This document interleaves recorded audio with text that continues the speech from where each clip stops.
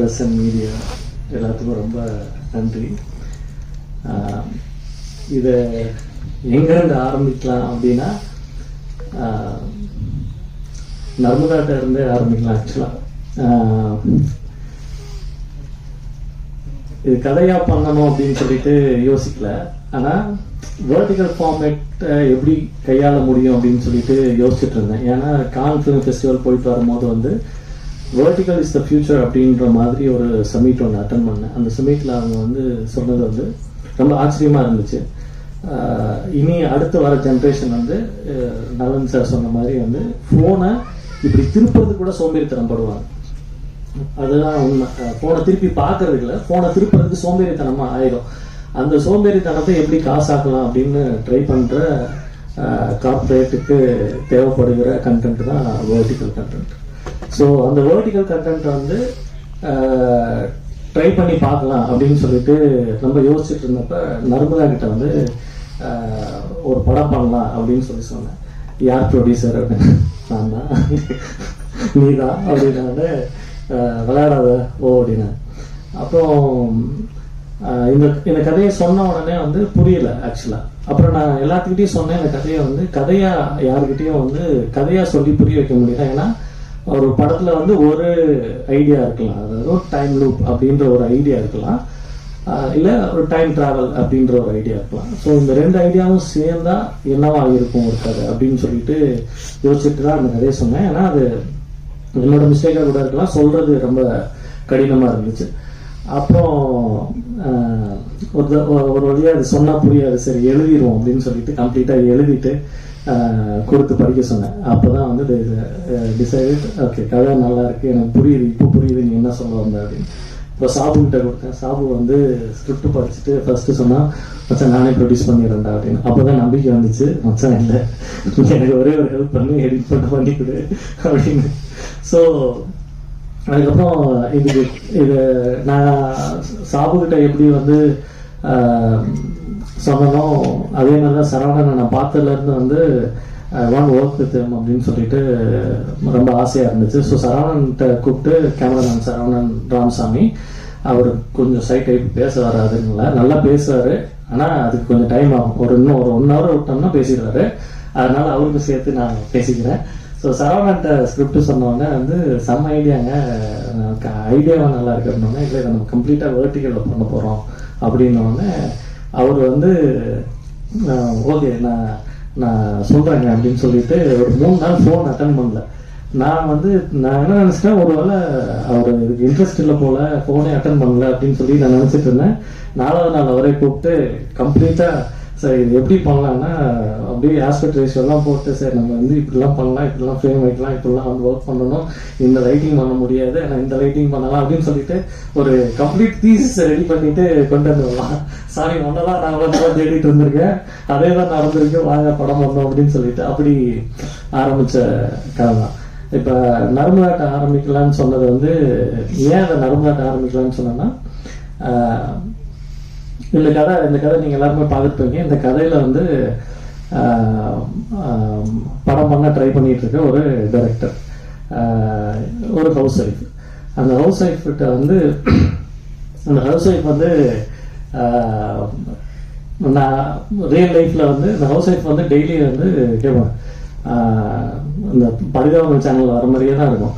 நான் ஆரி ஒர்க்லாம் பார்க்க போகிறேன், ஒரு ஜாக்கெட்டுக்கு 4000 ரூபா வரும் அப்படின்னா, திடீர்னு இல்லை நான் ஸ்டாக் புரோக்கர் ஆக போகிறேன், எல்லாம் ஸ்டாக்லாம் போட்டுனா எல்லாம் வந்துடும் அப்படின்னா, இல்லை நான் எடிட்டராகவே இருந்துறேன். ஏன்னா அவங்க எடிட்டராக இருந்தாங்க, நான் எடிட்டராகவே இருந்துறேன், ஃப்ரீலான்ஸ் எடிட் பண்ணால் இவ்வளோ வரும். அதாவது ஒரு வாரத்தில் 7 நாள் இருக்குன்னா 7 கதை 7 பிஸ்னஸ் சொல்லுவாங்க. ஒரு கட்டத்தில் திரும்பவும் அவங்களே உனக்கு எத்தனை வருஷமா நீ கூட, நான் 6-7 வருஷமா, எனக்கு என்ன வரும் உனக்கு தெரியாது. இல்லை சார் நான் சீரியஸாக அதை தான் நானும் யோசிச்சுட்டு இருக்கேன், நீ டெய்லி ஒன்று சொல்லிட்டு இருக்கேன், என்ன வரும்னு எனக்கும் தெரிய மாட்டேங்குது அப்படின்னு சொல்லிட்டு அந்த காலத்தை அப்படியே நிப்பாட்டிட்டு அப்படியே யோசிச்சு பார்த்தேன். இவங்களை முத பார்த்தது யாக்கை படத்தோட ஆடிஷன்ல நடிக்கிறதுக்காக வந்தாங்க. நான் ஆடிஷன் பண்ண அன்னைக்கே டிசைட் பண்ணேன் இவங்க என் படத்தில் நடிக்கணும்னு. இவங்களை முத ஃபிலிமில் கேமராவில் நான் பார்த்த உடனே டிசைட் பண்ணிட்டேன், சில சில விஷயம் சொல்லல இவங்க தான் அப்படின்னு. அந்த மாதிரி அவங்க ஃப்ரேமில் பார்த்த உடனே முடிவு பண்ணிட்டேன் இவங்க என்னோட மனைவி அப்படின்னு சொல்லிட்டு. அதுக்காக பல வருஷம் காத்திருந்தேன், அந்த கதையில் அப்புறமே பேசலாம். ஆனால் அதுக்கப்புறம்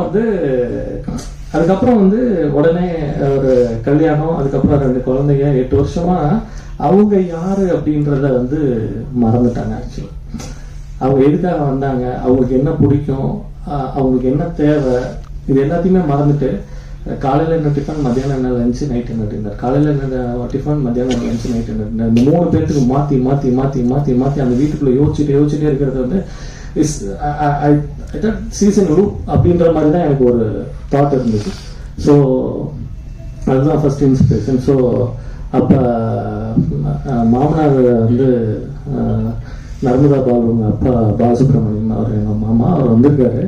அவருக்கு கல்யாணம் பண்ணும்போது சத்தியம் பண்ணி கொடுத்தேன், நடிக்க வைக்க மாட்டேன் அப்படின்னு. உங்கள் பொண்ணுக்கு நடிகை மட்டும்தான் வருது மாமா, ஐம் வெரி சாரி, அவங்க வந்து மிகப்பெரிய நடிகை. ஸோ இந்த படம் நடிக்க வைக்கலாம் அப்படின்னு முடிவு பண்ணிட்டு கேமரா வச்சா நடிச்சுட்டு போயிட்டே இருக்கிறாங்க. நம்மளால நீங்க பார்த்துருப்பீங்க, நான் அப்படியே ஓரம் கட்டி சைட்ல நின்றுட்டே இருந்தேன். ஸோ இது வந்து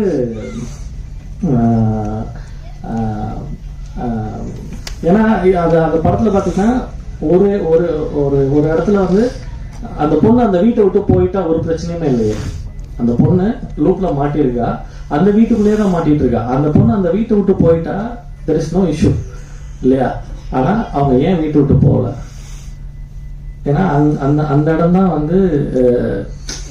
வந்து எல்லா ஆண்களும் எடுத்துக்கக்கூடிய மிகப்பெரிய அட்வான்டேஜ். என்ன சீசன் லவ், அது வந்து அவளை எந்த இடத்துல இருந்தாலும் இந்த பிரச்சனையில இருந்து நான் வீட்டை விட்டு போயிட்டா திரும்ப வந்து அவன் இருக்க மாட்டான் அந்த லைஃப்ல.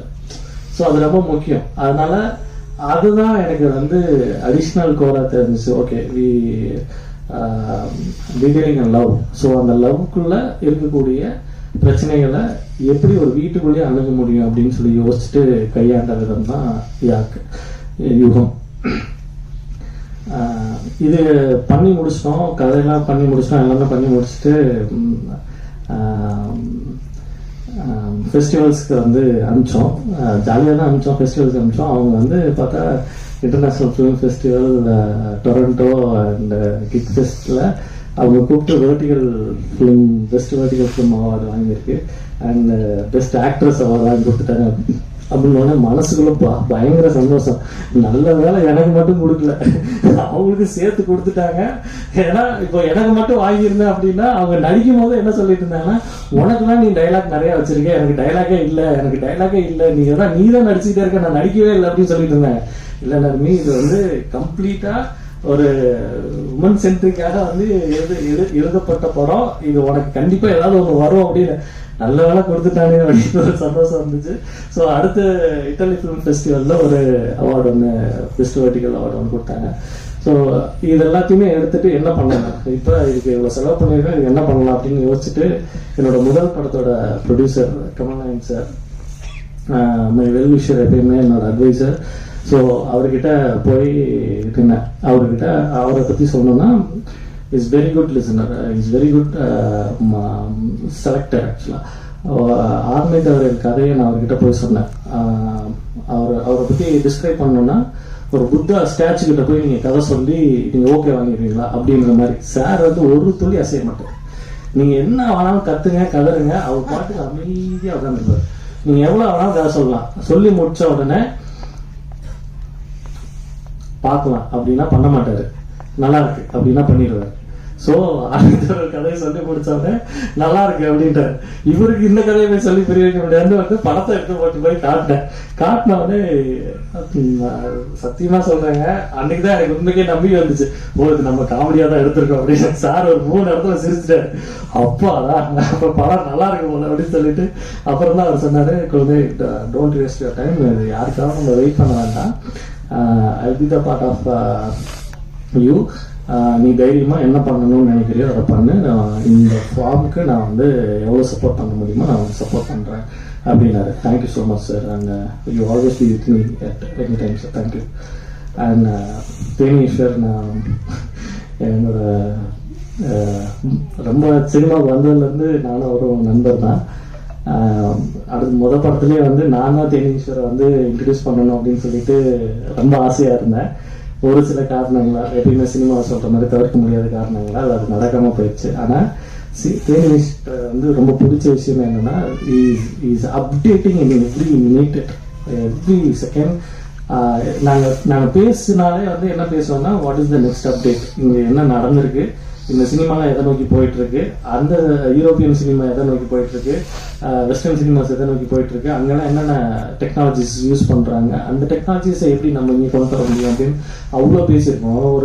ஒரு நாள் இரவு முழுக்க வந்து இரவை எப்படி படமாக்கலாம் அப்படின்றதெல்லாம் நாங்கள் வந்து பேசியிருக்கோம். அதை வந்து வீரதீர சூரன்ல பயங்கரமாக கட்டிருக்கீங்க சார். Very awesome. ஆக்சுவலி ஒரு நைட்டை கண்டினியூஸாக you can see the night இன் ஒரு இருட்டு ரூம்குள்ள ஒரு படத்துல வெறும் இருட்டை மட்டுமே பார்த்துட்டு இருக்கிறதுன்றது வந்து ரொம்ப ரொம்ப கஷ்டமான ஒரு விஷயம். ஆனா அதுல வேரியேஷன் காமிச்சு அந்த மண்ணுக்கு இருக்கக்கூடிய கலர், அதாவது இருட்டுல இருட்டு அப்படிதான் காட்டுது. ஆனா இருட்டா காட்டுறதுக்கு ஒரு சின்ன லைட் பண்ணோம். அந்த லைட்ல அந்த மண்ணோட கலர் எல்லாம் காட்டுறது அப்படின்றது இட்ஸ் ரியலி ஆசம் சார். ஆனா ரொம்ப ரொம்ப எனக்கு ரொம்ப பிடிச்ச படம். உங்க ஒர்க்கை நான் ரொம்ப மிஸ் பண்ணேன். ஆக்சுவலாக என் படத்தில் யூஸ் பண்ணியிருந்தேன். நலன் சார் எப்படி சொல்றேன்னா, தலைவர்கிட்ட பேசும்போதே வந்து எந்த விதமான முன்னேற்பாடுகளும் இல்லாமல், எந்த விதமான நம்மளை பற்றி வந்து எந்த விதமான ஒரு முன்னேற்பாடு இல்லாமல், எந்த விதமான ஒரு மேற்பூச்சு இல்லாமல் ரொம்ப சாதாரணமாக மனசில் படக்கூடிய விஷயங்களை ரொம்ப ஸ்ட்ரெயிட்டாக பேசக்கூடிய சில பேர்த்துல நான் உங்களை பார்த்துருக்கேன்றதுதான். யூஆர் ஆல்வேஸ் லவ் யூ ஆக்சுவலாக. ஏன்னா அவரோட சூதுகபம் படம் வந்து எப்படி படம்னா, ஆண்மை தவறையில் வந்து உமன்ஸ் டிராஃபிக்கிங் பற்றி எடுக்கிறோம். அதை வந்து ஆழ்கடத்தலை பற்றி எடுத்த போகிறோம். ஒரு 2 வருஷம் கழிச்சு படத்தை திரும்பி பார்க்குறேன், தலைவர் வந்து அதே ஸ்கூப் மாதிரி வந்து பிந்து எடுத்துருக்கிறாரு. யாரையா நீ அப்படின்ற அளவுக்கு இருந்துச்சு. அந்த ஆழ்கடத்துல வந்து இவ்வளோ அழகா ஒரு கதை சொல்லலுக்குள்ள கொண்டு வர முடியுமா அப்படின்னு சொல்லிட்டு தேடி பிடிச்சி விளையாட்ட போய் நின்று நான் பேசி நானே இன்ட்ரடியூஸ் பண்ணேன்.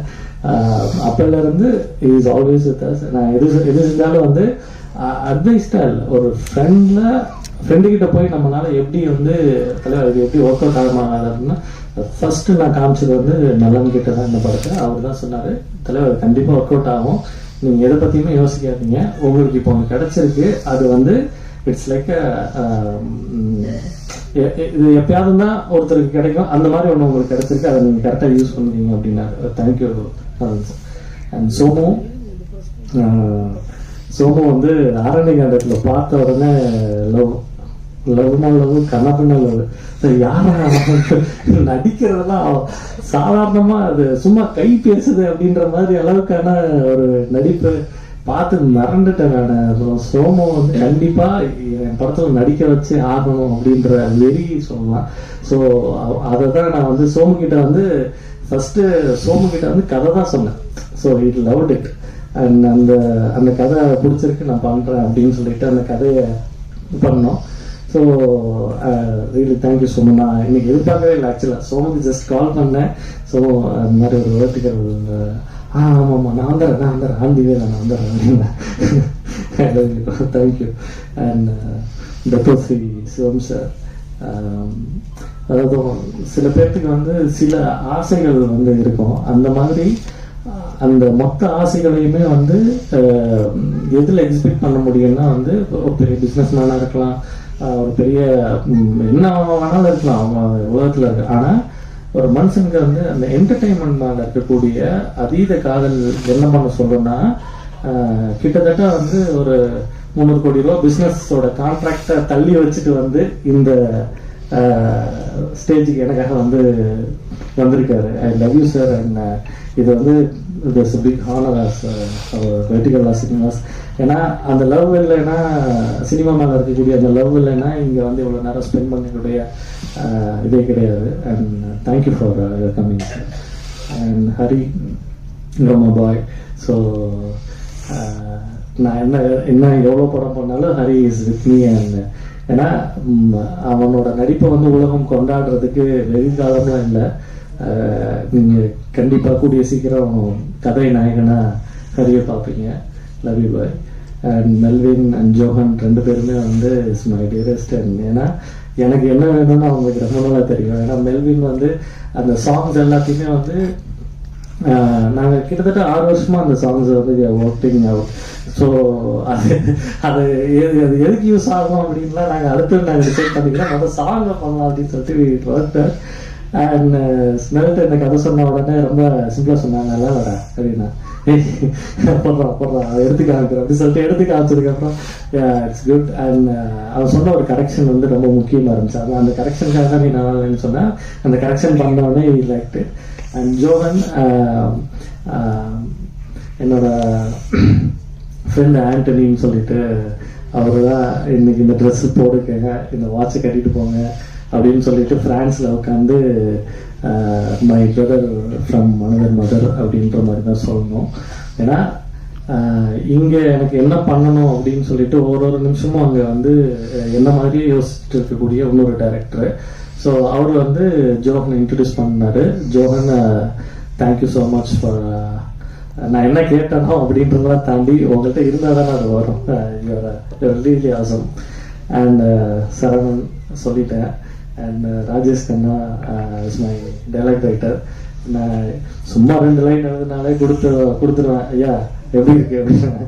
ஐயா இதில் லைட்டாக பட்டிட்டிங்கிறீங்க பார்த்தா போறீங்க, அதே அந்த டைலாக் தாங்க வேணும், அதை எழுதுங்க அப்படின்னு சொல்லிட்டு அப்படி ஒரு சீனையுமே வந்து டிஸ்கிரைப்ட். அண்ட் அனீஷ் சிஜி இவங்க இந்த படத்துக்கு வந்து சிஜி அப்படின்னு சொல்லிட்டு போய் சொன்ன வெர்டிகல் அப்படின்ன உடனே ஒரு செகண்ட் யோசிச்சுட்டு, சார் வெர்டிகல்னா சார் வெர்டிகல்னா இப்படி இருக்கிறது இப்படி திருப்பி இப்படி சார் அதில் சிஜி பண்ணிடலாம் சார், ஒன்றும் பிரச்சனை இல்லை சார் அப்படின்னு சொல்லிட்டு he is also working like same Saravanan. So அது அவர் இதுக்கெல்லாம் என்ன பண்ணணும் அப்படின்னு சொல்லிட்டு அதுக்கு தனியாக ஒர்க் பண்ணார். And sound department, sound design mister Pratap வந்து ஒரு நிமிஷம் மேடைக்கு வந்து போனீங்கன்னா ரொம்ப நல்லா இருக்கும், please welcome. And he's Pratap and sound design first ப்ளீஸோட அந்த சவுண்ட் டிசைனை வந்து பிரதாப் தான் பண்ணார். ஏன்னா இது வந்து ரொம்ப லார்ஜர் தேன் லைஃப்பை காமிக்கிறது வந்து எந்த இடத்துல காட்ட முடியும்னா, ஒன்று கேமராவோட பெர்ஸ்பெக்டிவ், 2வது வந்து அண்ட் சவுண்டில் தான் காட்ட முடியும். ஸோ அப்போ இது வந்து ஒரு பாஸ்போர்ட் சைஸ் ஃபோட்டோ மாதிரி தான். அந்த ஃபோட்டோக்குள்ளே வந்து இப்படியே இருக்கிறதுக்குள்ள வந்து ஒரு சவுண்டை டிசைன் பண்ணணும் அப்படின்றது வந்து ரொம்ப காம்ப்ளிகேட்டடான ஒரு விஷயம். ஸோ அது கிட்டத்தட்ட நாங்கள் 11 நாள் தான் ஷூட் பண்ணோம், ஒரு 15 நாள் எடிட் பண்ணோம். But Pratap take almost 35 days to design the sound because he want every second வந்து ஹோல்டு பண்ணணும். இது வந்து சாதாரண படம் நினச்சிட்டு யாரும் எந்திரிச்சிடக்கூடாது, திருப்பிடக்கூடாது, தலையை வந்து திருப்பிடக்கூடாது. ஸோ அப்போ அந்த சவுண்டு வந்து இப்போ ஒரு டோர் திறக்குதுன்னா, ஒரு லாங் டோர் திறக்குதுன்னா அப்படின்னு ஒரு சின்ன ஸ்பைக் கொடுப்போம் கேமராவில். ஆனால் அதெல்லாம் இல்லாமையே அதை வந்து சவுண்டுக்குள்ளே வந்து கொண்டு வரதுக்கு வந்து அவ்வளோ மெனக்கெட்டார். I know he is very very hard work. Thank you Pratap and your work. அப்புறம்